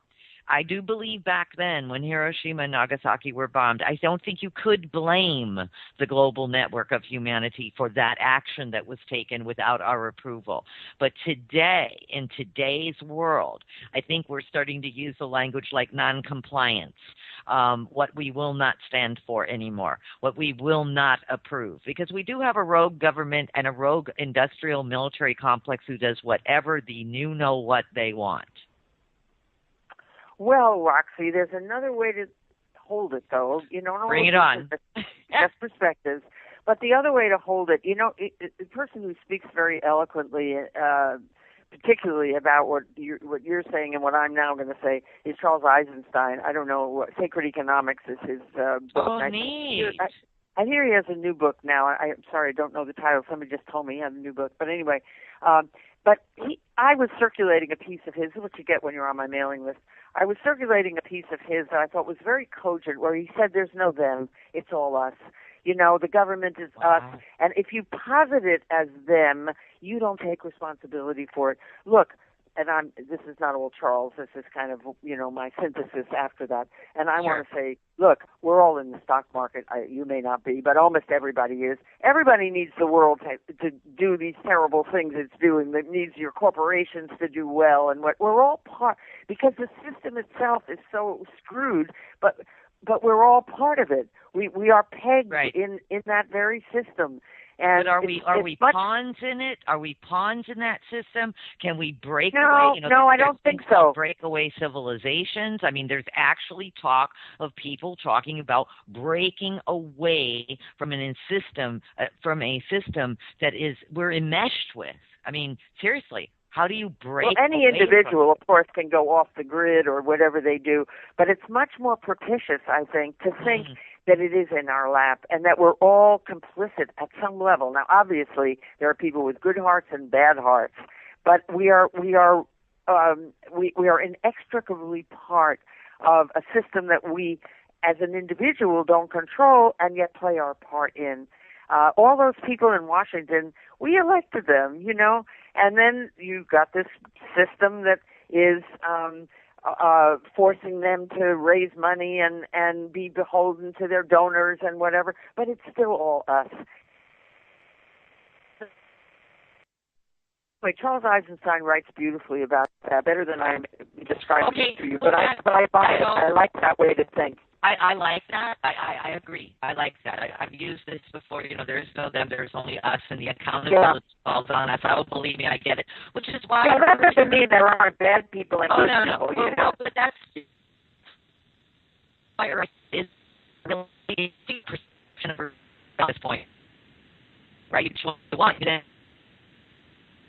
perception you want, which is why I asked, is there really a powers that be? Because if there is, why isn't it us? And who control the media. And in that situation, in terms of the powers that be telling us that they have examined the evidence and crop circles are real, Right. if we don't get it from the powers that be, it won't be a universal But these are the same you know? people that, you know what I mean, that are running the show. I think that at the end of the day, this worldview shift, this whole tipping point, this expansion, evolution, whatever we want to call it, quantum leap, if you will, I think that it is going to be us that create it. There's no one else to create it. Yeah, well, if we think of it that way, we're much more empowered, to try to do And something I do like a whole lot that the crop circles and the messages and these amazing, in the last decade or two, very complex geometries all over the world of these crop circles. I love this. This is like you said, it's a phenomenon, and it's one that really makes you think, brings out your critical mind, brings out that critical brain, like, wow, where is this from?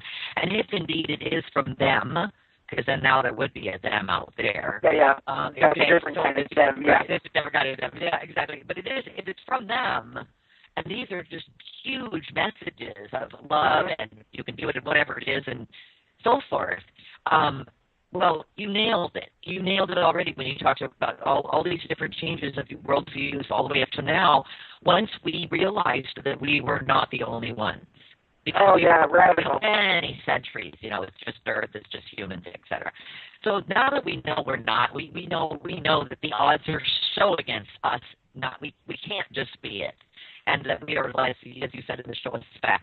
Then aren't we so lucky? In my opinion, I'm full of gratitude that we're important enough to them that they come and lay down these beautiful pieces of art on our planet. Yeah, really, really. You just so yearn to really connect, to really have the absolute, evaluation that says yes, and that everybody's in that, and then we all have one conversation on Earth. What's going on? What do we do about it? It's obviously peaceful. It's not, it doesn't have any violence in it. It's beautiful. It's gorgeous. It's fascinating. And if we're all in one conversation, and you can just picture it too. Okay, now we know this other intelligence. We are one humanity in relation to that. We have nothing to relate to now. Now we just relate to each other. And look what we do to each other. But if we had something that wasn't us, it would pull us all into one entity. We would be one humanity. It would be so major. And then I think, what a shame that this thing has been so marginalized and criticized and not taken seriously. And what a shame for everybody.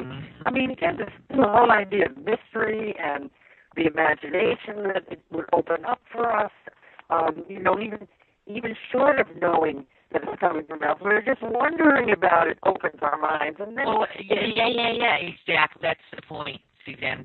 Really? I mean, we've so deprived ourselves by this stupid small-mindedness of protecting, no, we don't have the right evidence, and it can't be. Or what about who cares? Who cares? We have to who cares also. Like, what does that have to do with my bank account? Right. It's like,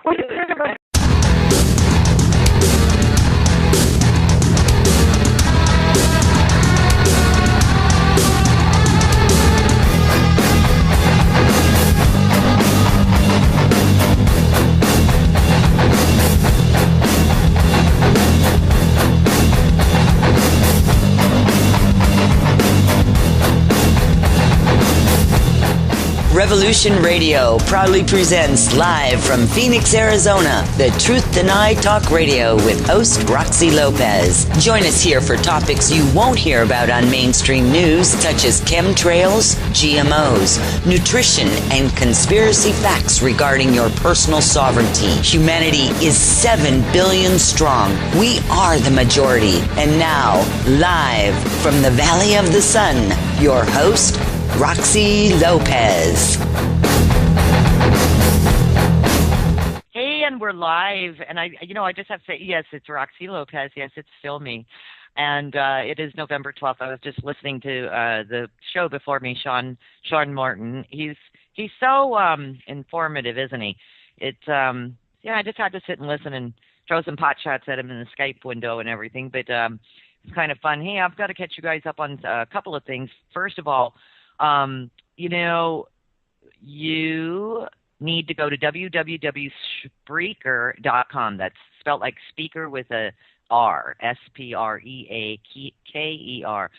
Spreaker.com. This is how we're going to manage. Just hit like, and we're going for the old iHeart, here at Revolution Radio. So this is our affiliation and casting from iHeartRadio, and we need 500 followers. That should not be hard to do.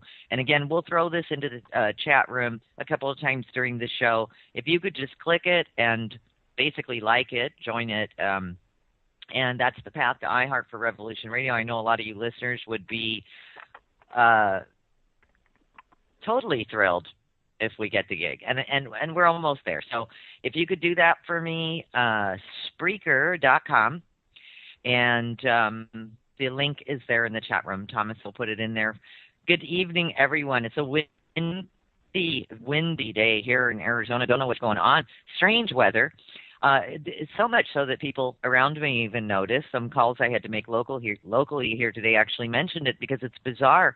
The weather got very warm again. It went up like 15 degrees, and we've got these heavy-duty winds, and we don't know what's causing them. We have no idea. Thomas, you just added 919. I just hung up on him. I'm sorry. Okay, no problem. And sorry if that was a caller. We can take callers on the second hour, but for the first hour, I have a wonderful guest. We're going to go down a path here this evening that I think is so needed and everything. But let me give you a couple of news stories very quickly here, and then we can move on. It took three 20-something programmers a couple of nights to come up with an Obamacare website and alternative. Do not be confused by this. I'll give you the link to this story. I know that we've been following this for quite some time because it's such a debacle, and it goes to show you, oh my gosh, what is going on in America kind of thing. You know what I'm saying? Who knows?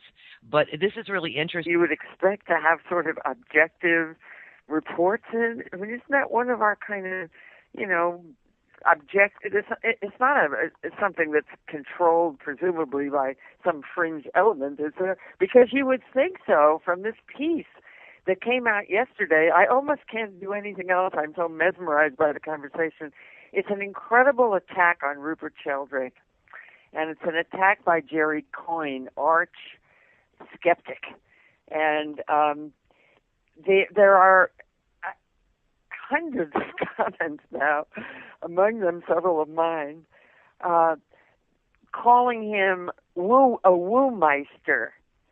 And so you read the comments, and people are saying, well, these things are just made up. There's no proof. Excuse me. You have all kinds of scientific experiments that are done on issues of psi, which is the kind of larger category that they are ridiculing.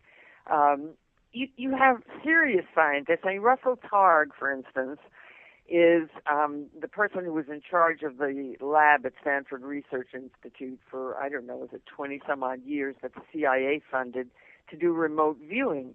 Now, first of all, the CIA is not funding this because nothing's happening, but Russell is a physicist, and he's a serious scientist, and he's not doing woo. When you do, one of the categories is remote viewing, and they got incredible results from some people who are very sensitive. Not everyone is, very talented in this category, just like all categories, but there are some people who can quiet their minds, let pictures emerge, and they really can see things that are elsewhere. And because of that, that's why the CIA funded this. Russell has a whole other category in his interest in psi, and his current book is The Reality of Psi, A Physicist Tells You It, or some such. I can't remember the exact subtitle. But, a lot of those kinds of things, they do, it's numbers. You have a subject, and you put them through trials.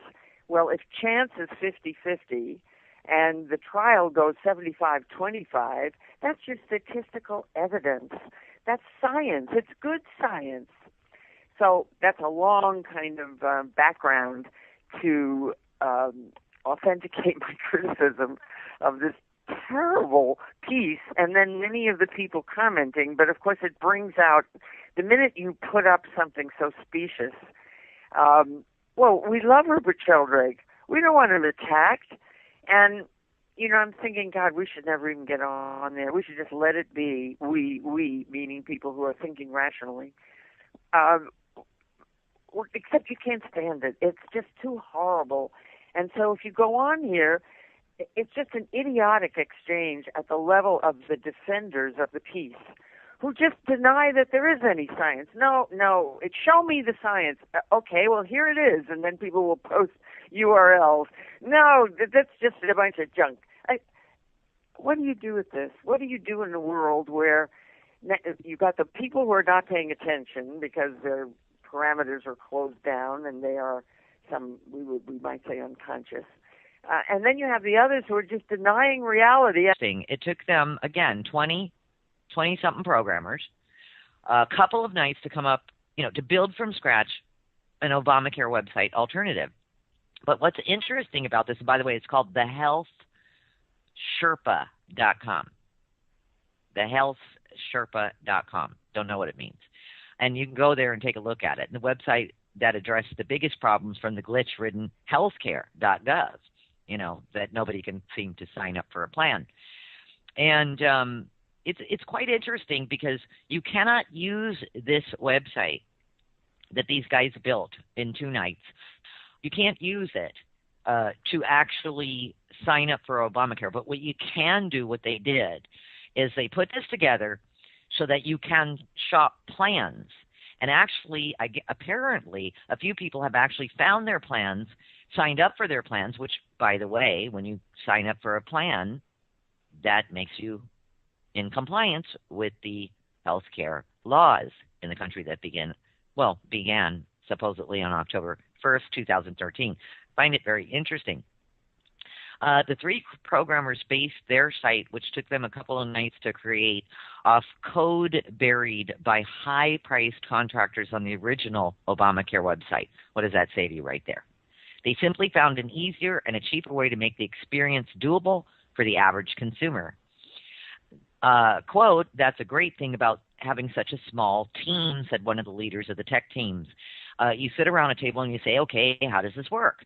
There's no coordination meetings. There's no planning sessions. It's like, well, let's read the document and let's implement this.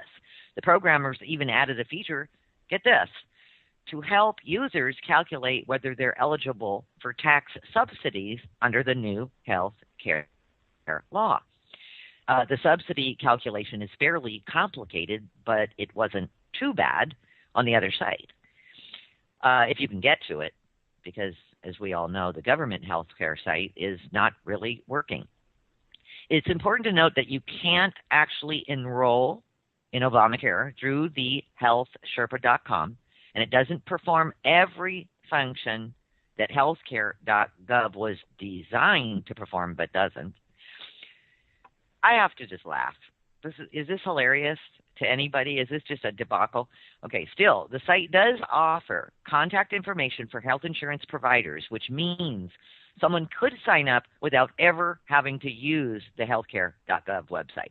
So basically, it's a workaround. You can go, you never even have to log into the healthcare.gov website.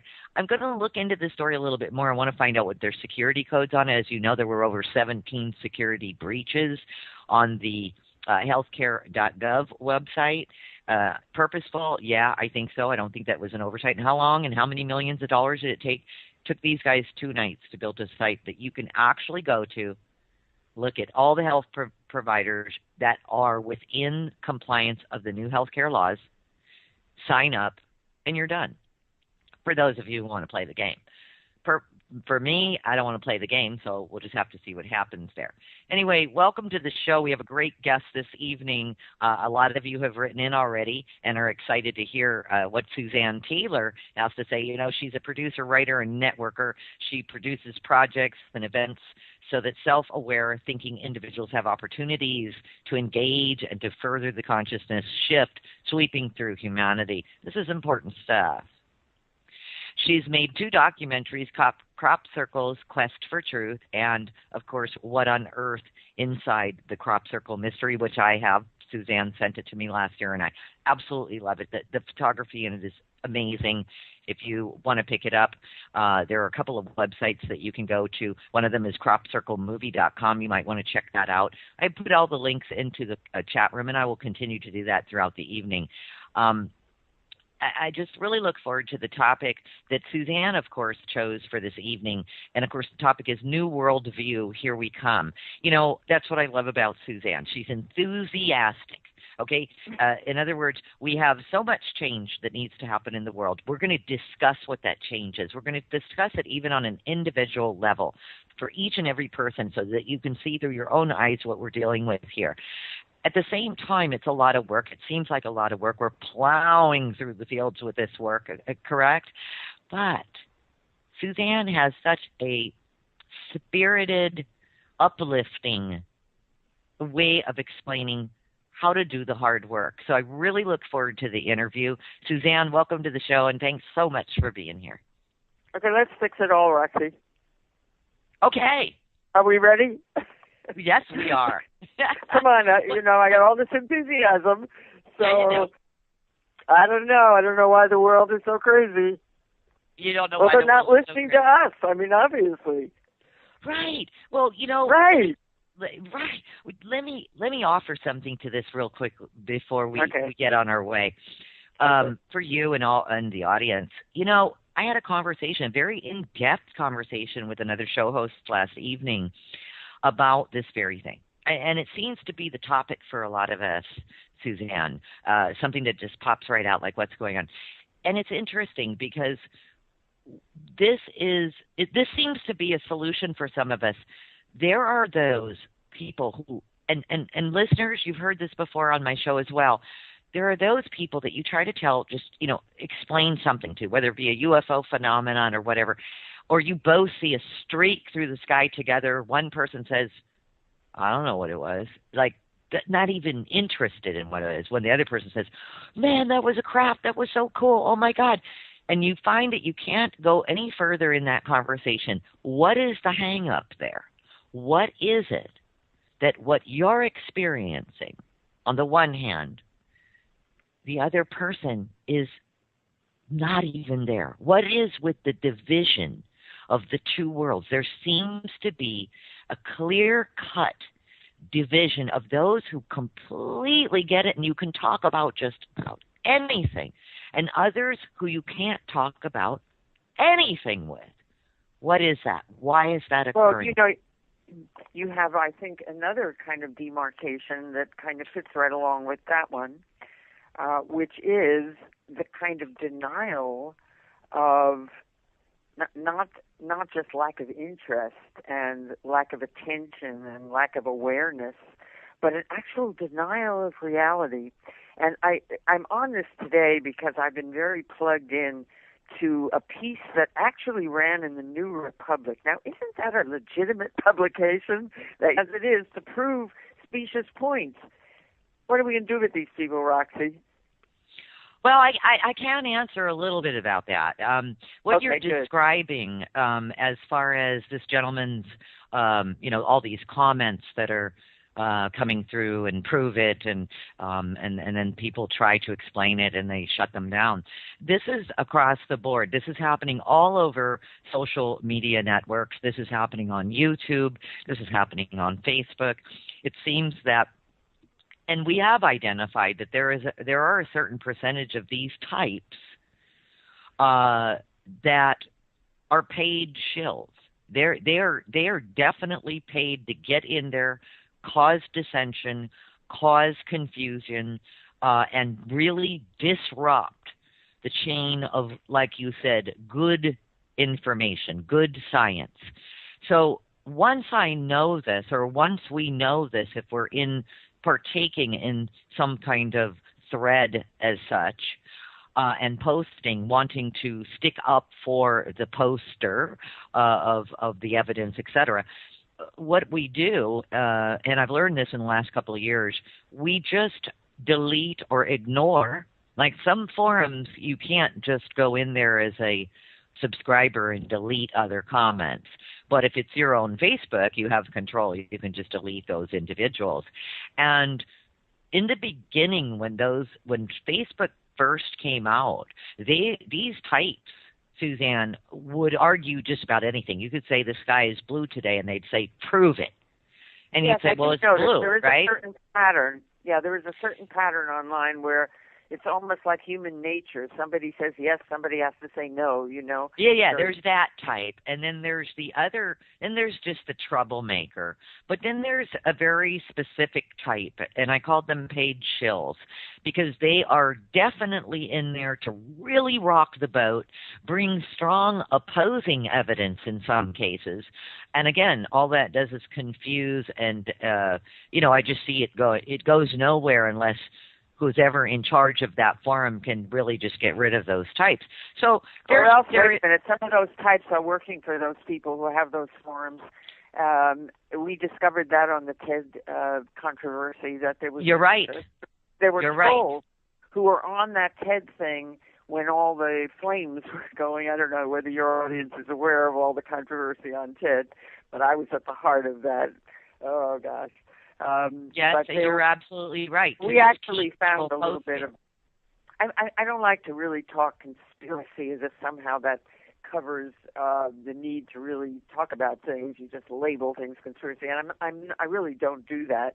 But I'll tell you that there was evidence that we uncovered about this particularly problematic person who was particularly problematic in my situation with TED, and some clever people saw some posting that he had done that he could not have done if he hadn't had administrative rights, and yet it looked like he was from the outside, just making these nasty comments, really. So I think that's a whole other track. I think that is a track that exists online of trolls. I think, isn't that a sort of generic word for people going around, whoever is funding them or whatever they're doing?